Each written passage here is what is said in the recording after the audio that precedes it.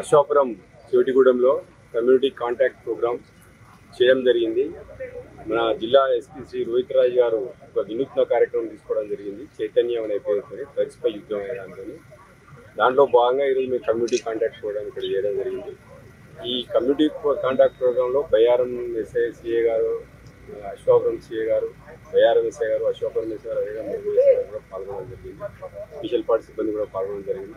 ఈ కార్డినెంట్ search community contact ప్రోగ్రాంలో దగ్గర 48 బైక్స్, ఒక 8 ఆటోలు, అదేవిధంగా ఒక బెల్ట్ షాప్ కూడా మేము పట్టుకోవడం జరిగింది.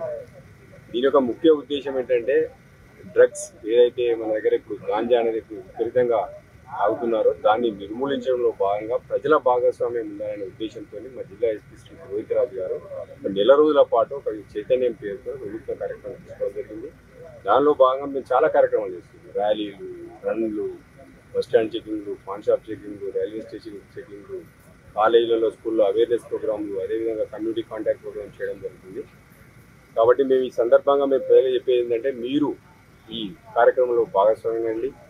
మనం అందరం కలిసి, మీరు మేము అందరం కలిసి దీన్ని డ్రగ్స్ అనేదాన్ని మనం నిర్మూలిద్దాం.